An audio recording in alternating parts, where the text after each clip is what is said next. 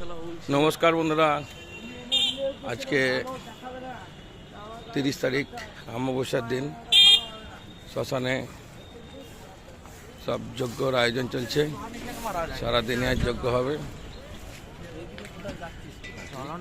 তারই কিছুটা দৃশ্য আপনাদেরকে দেখাচ্ছি। সব দেখো, সব আয়োজন চলছে।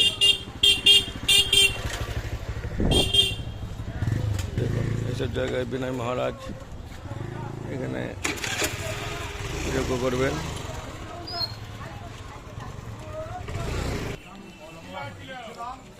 দেখুন, এখানে যজ্ঞ শুরু হয়ে গেছে, কারণ আজকে ভোর থেকে অমাবস্যাটা লেগেছে। কিছু কিছু জায়গায় যজ্ঞ চলছে, এখনো সব প্যান্ডেল কাটি করা আছে, এগুলো এখনো যজ্ঞ হবে।